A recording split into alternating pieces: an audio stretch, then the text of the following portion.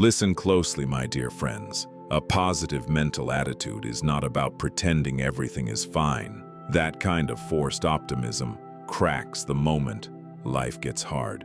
Real positivity, the unbreakable kind, is something else entirely.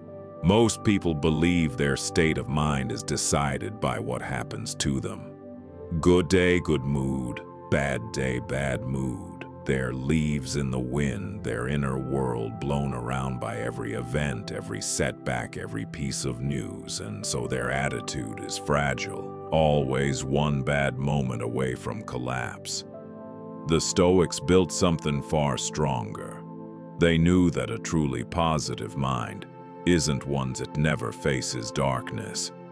It's one that stays steady and clear even in the dark, because its strength comes from within, not from circumstances. They could lose everything and keep their center. That is an unbreakable positive mental attitude, and it is built through daily habits, not wishful thinking. In the next 20 minutes, I'll give you 10 of those habits, drawn from Marcus Aurelius, Seneca, and Epictetus, that build a mind nothing can break. Not fake positivity, real, grounded, unshakable strength. Let's begin. Here's the difference that changes everything. Fragile positivity depends on good things happening. Unbreakable positivity depends on nothing outside you at all. The forced, cheerful kind of positivity is a house built on sand. It stands only while conditions are good, and collapses the moment they aren't. The Stoics built theirs on rock, on the understanding that your mind is the one thing you can always govern, no matter what the world does. Marcus Aurelius held his center while ruling through plague and war. Epictetus kept his while enslaved. Their positivity wasn't a mood. It was a discipline, a way of meeting reality that stayed intact even when everything around them fell apart. That's what these 10 habits build. Not the ability to feel good when life is easy. Anyone can do that. But the ability to stay steady, clear, and even grateful when life is hard. A mind trained this way doesn't need good circumstances to be at peace. And that independence from circumstance is the very definition of unbreakable. Let's start with the habit everything else rests on. The first habit is the foundation of a resilient mind. Pour your energy only into what you can actually control. Nothing destroys a positive attitude faster than fixating on things you're powerless over. Other people, the past, outcomes, the state of the world. It breeds a constant, grinding sense of helplessness. Epictetus built his entire philosophy on one clean division. Some things are up to us and some are not. Your effort, your choices, your response. Those are yours. Everything else was never in your hands. And a mind that keeps reaching for the uncontrollable will always feel defeated. When you train yourself to focus only on what you control, something powerful happens. You always have somewhere to direct your energy, no matter how bad things get. You can't control the storm, but you can control how you meet it. That sense of agency, of always having a move to make, is the root of genuine optimism. Helplessness kills a positive attitude. A sense of control feeds it. So each day, draw the line clearly. Ask of every worry, is this in my control? If it is, act. If it isn't, release it and turn to what you can do. That habit alone will lift an enormous weight off your mind. And the next habit fills the space it clears. The second habit is the direct fuel of a positive mind. Deliberately notice what you already have. A negative attitude is, at its core, a mind fixated on lack, on what's missing, what's wrong, what others have that you don't. Gratitude is the exact antidote because it turns your attention to what's present and good. Marcus Aurelius began his days appreciating the people and gifts around him. The Stoics understood that we adapt to our blessings and stop seeing them, and that gratitude is the practice of seeing them again. This is not naive. Gratitude doesn't deny that hard things exist. It simply refuses to let them blind you to the good that also exists. And a mind that regularly practices gratitude builds a baseline of contentment that hard times can't easily erase, because it's not dependent on everything being perfect. You can be grateful for your health, your people, a simple morning, even in the middle of difficulty. That fullness is a shield. So each day, name a few things you're genuinely grateful for and actually feel them. Make it a habit, especially on the hard days when it matters most. Gratitude, practiced daily, quietly, rewires your mind toward the positive. And the next habit transforms the very things that used to break you. The third habit is the secret to staying positive through hardship. Learn to find the opportunity inside every obstacle. Marcus Aurelius wrote that what stands in the way becomes the way, that the obstacle itself can be turned into fuel. This is not pretending the bad thing is good. It's the trained habit of asking in the middle of difficulty, what can I do with this? What can this teach me? How can this make me stronger?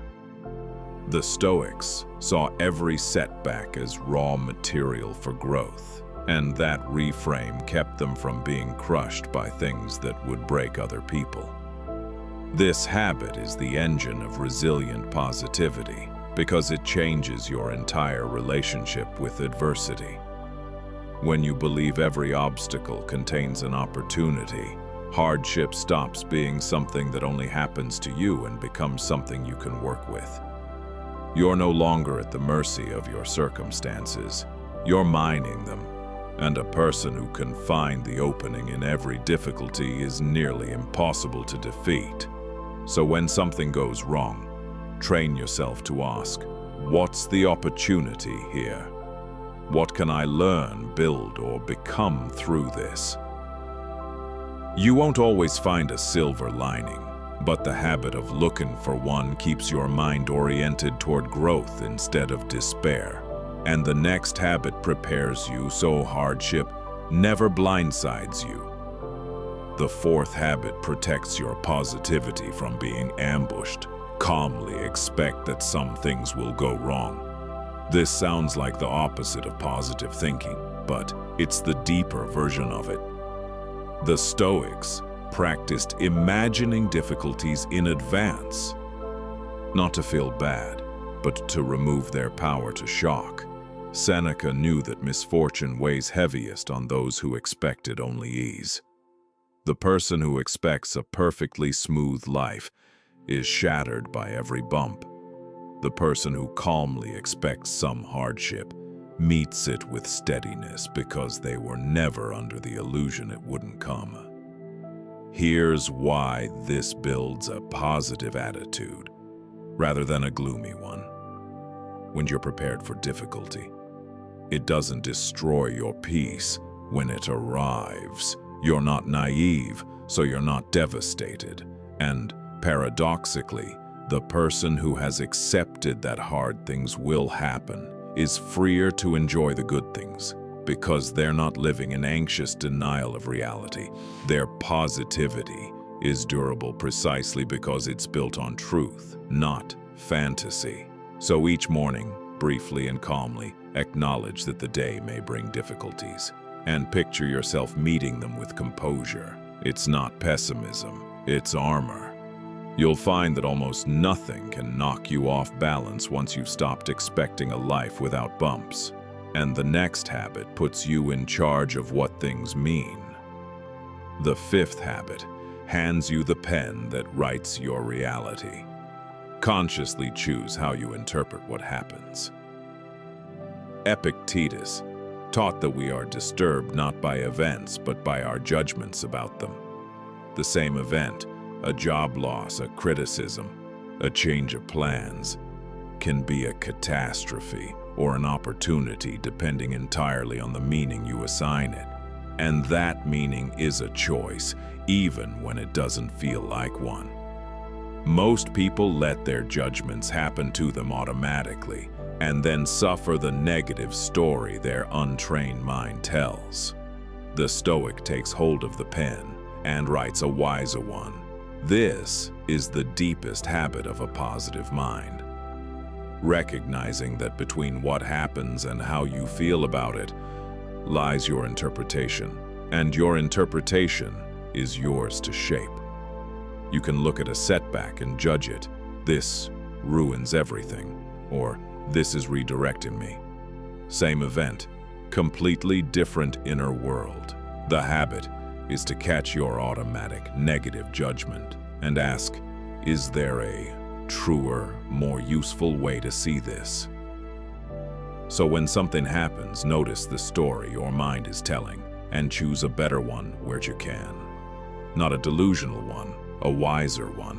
You are the author of the meaning, and the meaning shapes everything. And the next habit teaches you to embrace even what you can't change. The sixth habit is the height of Stoic positivity. Learn not just to accept what happens, but to embrace it. The Stoics had a phrase, amor fati, the love of fate. It means meeting whatever happens, even the hard things, not with resentment or resistance, but with acceptance, and eventually with a strange kind of welcome. Marcus Aurelius urged himself to accept the events woven into his life as if he had chosen them. This is the opposite of fighting reality, and fighting reality is one of the greatest sources of misery there is. This builds an unbreakable attitude because so much of our suffering comes not from what happens, but from our resistance to it. The endless wishing that things were different. When you practice loving your fate, you stop wasting your energy raging against what already is, and you put it toward working with what is. You make peace with reality, and from that peace comes a strength that resistance can never give. The person who can embrace even their difficulties has nothing left to be broken by. So practice meeting what comes, even the unwanted, with acceptance instead of resistance. Ask not, why is this happening to me? But this is happening. What will I make of it? Loving your fate doesn't mean liking everything. It means refusing to be at war with your own life. And the next habit keeps your energy where it belongs. The seventh habit removes a quiet poison from your mind. Stop complaining. Complaint feels harmless, even satisfying, but it's corrosive to a positive attitude. Every complaint trains your mind to focus on what's wrong, to see yourself as a victim of circumstances, and to talk about problems instead of solving them. The Stoics almost never complained, not because nothing went wrong for them, but because they understood that complaint is a confession of helplessness that changes nothing and darkens everything. Marcus Aurelius asked simply what a situation required of him, and then did it. When you cut complaining out of your life, your entire mental atmosphere brightens. You stop rehearsing everything that's wrong and start looking for what you can do. Your mind reorients from problems to solutions, from victim to agent, and the people around you feel it too.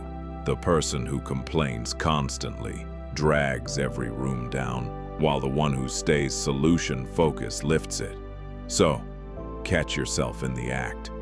When you feel a complaint rising, ask instead, is there something I can do about this? If yes, do it. If no, let it go rather than rehearse it. Replacing complaint with either action or acceptance is one of the fastest ways to build a positive mind. And the next habit guards the gates of that mind. The eighth habit protects your positivity at its source. Be deliberate about what you let into your mind. Your mind becomes what you repeatedly feed it. Fill it with outrage, negativity, doom, and the constant comparison of social media, and it will produce a negative, anxious inner world, no matter how many positive thinking tricks you try on top. The Stoics were careful about their inputs. They filled their minds with wisdom, reflection, and the company of good influences. Understanding that the mind takes on the character of what surrounds it. You cannot bathe your mind in negativity all day and expect it to be positive. This habit matters because so much of a person's mental attitude is simply the residue of what they consume. Guard your inputs, and you guard your outlook. Choose what you read, watch, and listen to with the same care you choose your food. Limit the sources of relentless negativity. Surround yourself as much as you can with ideas and people that lift and steady you rather than drain and agitate you. So, audit what you're feeding your mind. Cut the inputs that leave you anxious, bitter, or comparing. Add ones that leave you calmer, wiser, stronger. Your attitude is downstream of your inputs. Control the inputs, and you shape the attitude. And the next habit anchors you in the only moment that's real. The ninth habit frees you from most of your suffering. Bring your mind back to the present. Almost all negativity lives in two places: the past, where we replay regrets and grievances, and the future, where we rehearse fears and anxieties. The present moment, the only one that actually exists, is usually fine. The Stoics practiced returning their attention to the here and now. Marcus Aurelius reminded himself that we only ever live in this present instant, and that the past and future have no power over us except the power we give them by dwelling there. This is deeply positive because a mind anchored in the present isn't being tormented by things that already happened or haven't happened yet. When you're fully here, in this task, this conversation, this moment, the anxieties of the future and the regrets of the past lose their grip. Peace lives in the present. Suffering lives in the mental time travel to everywhere else. So practice coming back. When you notice your mind spiraling into past regret or future fear, gently return it to what's actually in front of you right now. The present is almost always manageable. Live there as much as you can, and a great deal of your negativity simply disappears. And the final habit gives you the ultimate perspective. The 10th habit is the anchor that holds through any storm. Remember that nothing, good or bad, lasts forever. Marcus Aurelius returned again and again to the impermanence of all things, the triumphs and the disasters alike, all washed away by time. For a mind in hardship, this is one of the most freeing thoughts there is, because suffering always lies to you that it will last forever. It won't. Every difficult season you've ever faced eventually passed. The pain that felt permanent lifted, and you are right now living on the far side of things you once thought you'd never survive. This builds an unbreakable attitude because it keeps you steady in both directions. In hardship, this too shall pass gives you the endurance to hold on, knowing the storm is temporary. In good times, the same truth deepens your gratitude, reminding you to savor what won't last. Nothing stays, so you neither despair in the dark nor cling too tightly in the light. You hold it all with a calm, wise perspective, so when things are hard, remember, this is passing. Hold on, stay steady, keep going. The storm is not the rest of your life. And when things are good, remember the same thing. and savor them fully. That perspective, held daily, is the anchor of a mind nothing can break. 10 habits and one unbreakable mind at the end of them. Focus on what you control. Practice gratitude every day. Turn obstacles into opportunities. Expect difficulty so nothing blindsides you. Choose your judgments. Love your fate. Stop complaining and start acting. Guard what you feed your mind. Live in the present and remember that everything passes. Notice that none of this is empty positivity. Not one of these habits asks you to pretend, to deny reality, or to force a smile. They build something far stronger, a mind whose steadiness comes from within, from a way of meeting life that holds firm whether circumstances are good or bad.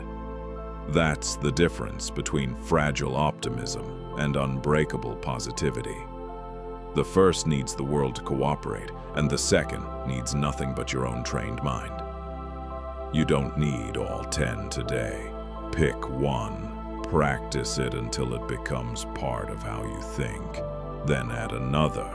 Slowly, one habit at a time, you'll build a mind that isn't a leaf in the wind, but a rock the storms break against. And you'll discover the Stoic secret. Real positivity was never about your circumstances. It was always about your mind. Build that mind. Nothing can break it. If this resonated, subscribe. And come back next time when we look at the Stoic path to unshakable inner peace. Until then, build the mind, and nothing will break you.